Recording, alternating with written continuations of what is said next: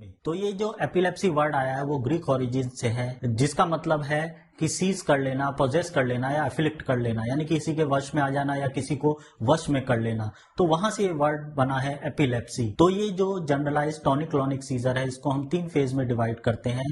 एक है pre इक्टल phase, second है इक्टल फेज और लास्ट में है पोस्ट इक्टल फेज। तो जो बेसिक डिजीज की क्लिनिकल सिम्टम्स की मेन स्टेज है उसको इक्टल फेज कहा जाता है। तो डिजीज की जो मेन इक्टल फेज है उससे पहले प्री इक्टल फेज आती है। प्री इक्टल फेज में देखा जाता है कि पेशेंट को प्रीमोनिटरी सिम्टम्स हो सकते हैं, जैसे कि पेशेंट्स में हेडेक हो सकता है, या पेशेंट को एंजाइटी फील हो, या डिप्रेशन फील हो, या पेशेंट को नोजिया भी मिल सकता है, वॉमिटिंग भी मिल सकता है। तो इस तरीके के प्रीमोनिटरी सिम्टम्स देखने को मिलते हैं। तो इक्टल फेज में देखा जाता है, इक्टल फेज स्टार्ट होती है तो सबसे पहले टॉनिक फेज आती है। तो टॉनिक फेज का मतलब क्या है कि पेशेंट की बॉडी की मसल्स कॉन्स्ट्रिक्शन में जाएंगी, कॉन्ट्रैक्ट करेंगी वो। तो देखा जाता है कि रेस्पिरेटरी मसल कॉन्ट्रैक्ट करती है, लैरिंजियल मसल कॉन्ट्रैक्ट करती है। इनकी वजह से पेशेंट के मुंह से क्राई या मून निकलता है, करहाट की आवाज निकलती है, जिसकी वजह से इस क्राई और मून की वजह से ही आसपास के जो लोग हैं उनका ध्यान पेशेंट पे जाता है और बॉडी पूरी तरह से कॉन्स्ट्रक्ट कर रही होती है।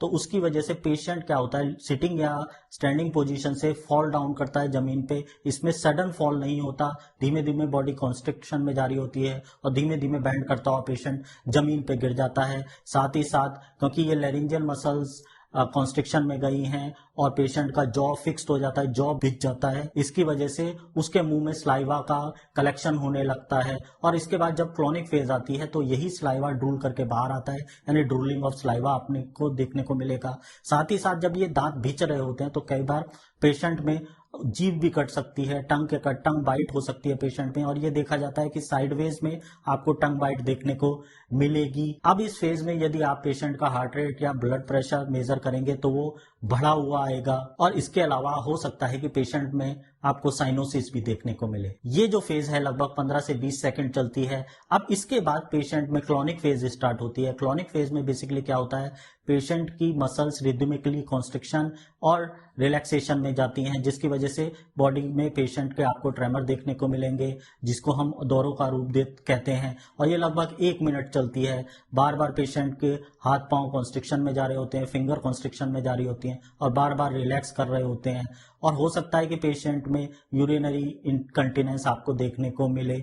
और ये लगभग 1-2 मिनट चलता है, और जैसे जैसे टाइम बीतता है 1-2 मिनट पूरे होते हैं, पूरी बॉडी रिलैक्सेशन में चली जाती है। अब इसके बाद जो फेज स्टार्ट होती है उसे हम पोस्ट इक्टल फेज कहते हैं। पोस्ट इक्टल फेज में पेशेंट में कंफ्यूजन देखने को मिलता है, और ये कंफ्यूजन क्यों देखने को मिलता है, क्योंकि जो इक्टल फेज है इस फेज की मेमोरी पेशेंट की लॉस हो चुकी होती है, उसको बिल्कुल ध्यान नहीं होता, याद नहीं होता कि उसके साथ क्या हुआ। उसको ये लगता है कि अभी वो स्टैंडिंग पोजीशन में था या सिटिंग पोजीशन में था, अब जमीन पे गिर गया है। तो धीमे धीमे ये कंफ्यूजन की स्टेज क्लियर होती है, बट ये मेमोरी का लॉस उसका जो फ्यू सेकंड्स का हुआ है, फ्यू मिनट्स का हुआ है, वो परमानेंट रहता है।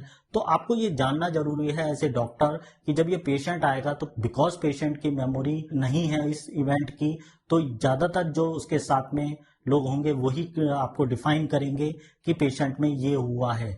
तो इस तरीके से ये जो डिजीज है वो 3 फेज में आपको प्रेजेंट होती है। प्री इक्टल फेज जिसमें प्रीमोनिटरी सिम्टम्स दिखेंगे, इक्टल फेज जिसमें क्लॉनिक फेज और टॉनिक फेज आएगी। टॉनिक फेज में कॉन्स्ट्रिक्शन जाए होगा बॉडी में, और क्लॉनिक फेज में रिदमिकली रिलैक्सेशन और कॉन्स्ट्रिक्शन होगा, और लास्ट में आपको इक्टल फेज जिसमें पेशेंट में आपको कंफ्यूजन देखने को मिलेगी, पेशेंट लेथार्जिक फील करेगा, उसमें को बहुत थकावट फील होगी, और वो लगभग 1 से 2 घंटे तक कंफ्यूजन की स्टेट में रह सकता है।